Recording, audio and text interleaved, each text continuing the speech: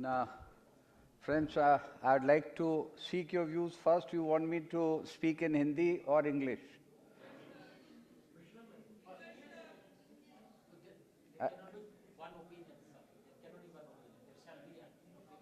Anyway, I can sort of switch from one to another. There's absolutely no problem. Okay. So, uh, it gives me great pleasure to be here on such an important, auspicious occasion. I am deeply thankful to Professor B.C. Nirmalji. He is my senior mentor in the Indian Society of International Law. I am indebted for his support. And this is the second occasion I have come to this hall and this institution. Earlier I was here with Professor Madhav Menon some years back when he had come for the clinical legal education. Now, I had a presentation to share with you, but somehow that has packed up here, the system. It doesn't matter, I'll speak to you. मेरा अपना सोचना ये है कि हम किसी भी क्षेत्र में, व्यापारिक हो, राजनीतिक हो, कूटनीतिक हो, ह्यूमन राइट्स का मसला हो, जब तक कि हमारे प्रोफेशनल्स लीगल फील्ड में विश्व स्तर के नहीं हैं, तब तक भारत सही मानों में विश्व स्तर पर प्रथम श्रेणी में नहीं आ सकता. Now, what's the problem? The basic problem is that we call the degree that we award after 5 years or the 3 years as a professional degree. But I dare say that there is hardly anything professional with the student when he comes out of the law college. And I saw that because while I was in army, I was connected with the teaching of military law, human rights, IHL, etc. And I retired from army in 2008, and then I headed the Amity Law School in 2009 and continued till 2016 and a half.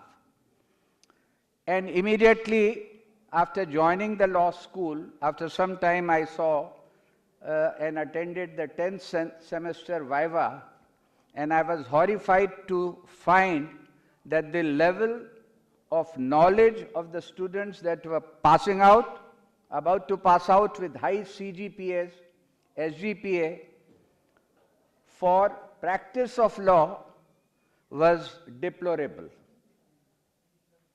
I would also like to make a very frank statement here that it is the law faculty alone which admits the students. आप select करते हैं, उनको भर्ती करते हैं. पढ़ाते faculty है.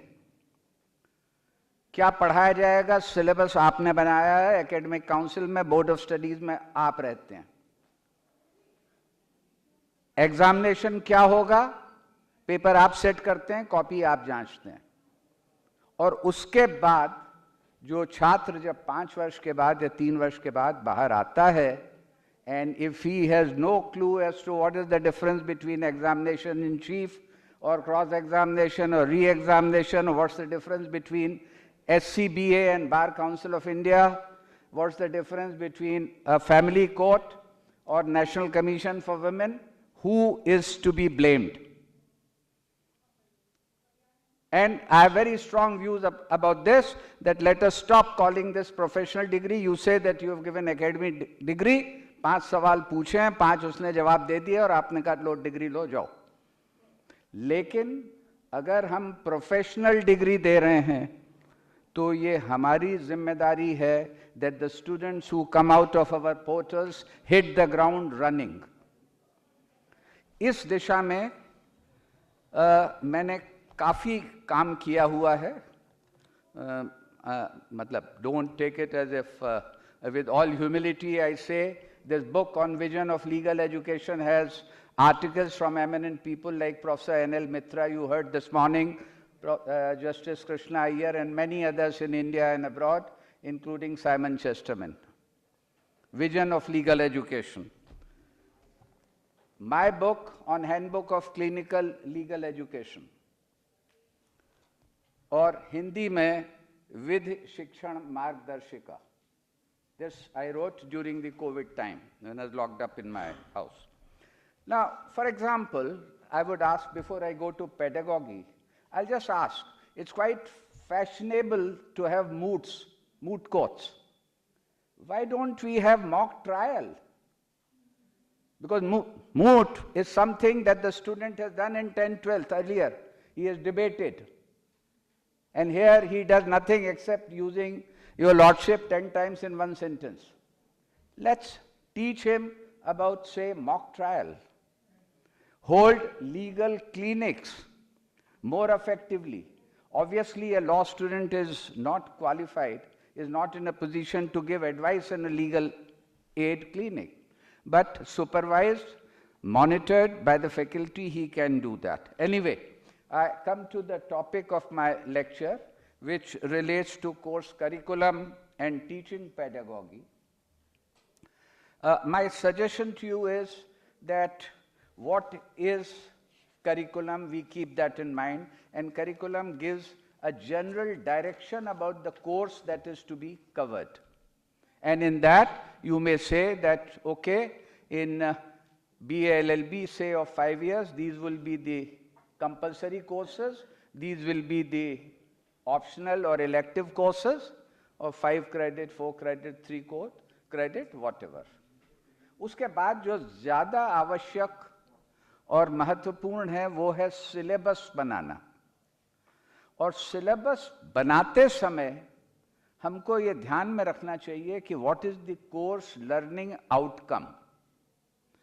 कि अगर हम लॉ ऑफ कॉन्ट्रैक्ट पढ़ा रहे हैं उदाहरण के लिए, और वो एक सेमेस्टर में हमने पढ़ाया है और एक सेमेस्टर में हम मान लेते हैं कि तकरीबन 46 से 50 सेशंस हैं, तो आप क्या अपेक्षा करते हैं कि 40 सेशन के बाद उस छात्र को कॉन्ट्रैक्ट के बारे में क्या आना चाहिए. ये बहुत आवश्यक है, क्योंकि कोई भी लॉ की डिग्री शौकिया नहीं करता. इसलिए नहीं करता कि अभी आज टाइम पास करना है, चलो हम बैठ के टैक्सेशन पढ़ रहे हैं, लॉ ऑफ कॉन्ट्रैक्ट पढ़ रहे हैं. कोई ऐसा नहीं करता. आज के ज़माने में छात्र लॉ वही पढ़ता है जिसको इसकी आवश्यकता है, और बहुत अंश तक वो इसका प्रयोग करना चाहता है. तो वापस आते हैं हम कि लॉ ऑफ कॉन्ट्रैक्ट पर आप ये तय करें कि इसका हमारा लर्निंग आउटकम क्या है, और उसके अनुसार जितने भी सेशन आपके पास हैं उनका आप विभाजन करें कि इसमें कितने हमारे क्लासरूम के सेशन होंगे. कुछ सेशन आप स्टूडेंट को सेल्फ स्टडी के लिए दीजिए. मेरा अपना अनुभव यह है कि देश की युवा पीढ़ी काफ़ी सक्षम है. यदि आप उनको उत्तरदायित्व देंगे तो उसका वो निर्वहन करेंगे. तो उनको आपने क्लास में खड़े होकर के लेक्चर नहीं देना, ये आपने सिलेबस में निर्धारित करना है कि कितने आप उसमें लेक्चर्स देंगे और कितनों को आप अन्य तरीके से कवर करेंगे. और अन्य तरीके से मेरा मतलब है, अभिप्राय है कि कुछ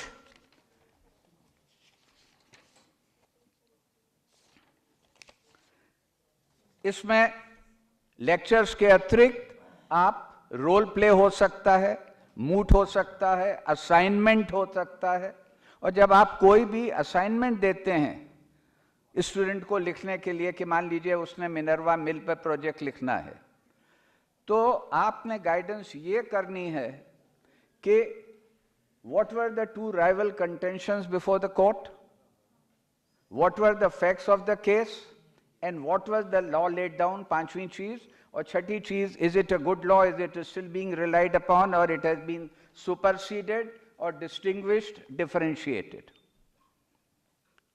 ये गाइडेंस फैकल्टी को छात्र को देना बहुत जरूरी है. मेरा अपना अनुभव ये रहा कि काफी छात्र इंटर्नशिप के लिए जाते हैं, लेकिन वो इंटर्नशिप बिल्कुल अनगाइडेड होती है. मेरे पास, मैं डायरेक्टर था, एक स्टूडेंट आता था, सर मुझे इंटर्नशिप का लेटर चाहिए. मैंने कहा अच्छा कहाँ जा रहे हो? Sir I am going for National Commission for Women. और Tihar jail. I'll sign it, and sure enough, उसके बाद there'll be another 25 students come who also want to go to National Commission for Women or Tihar jail. With little knowledge कि उनको Tihar jail में जाके internship क्या करेंगे, ये गाइडेंस कौन देगा उनको? यह स्टूडेंट जो अपनी डायरी मेंटेन करता है, जो कि बार काउंसिल के अनुसार जिसका हमको इंस्पेक्शन करना चाहिए, जिसके मार्क्स होते हैं, वो डायरी मैंने देखी तो उसने लिखा अटेंडेड कोर्ट. तो मैंने कहा तुम 30 दिन कोर्ट गए, कोई 4 केसेस जो तुमने अटेंड किए मुझे बताओ, उसमें क्या मामला था, तुम किस पक्ष से थे? वो स्टूडेंट इस पोजीशन में नहीं था क्योंकि उसको ये बताया नहीं गया था कि उससे अपेक्षित है.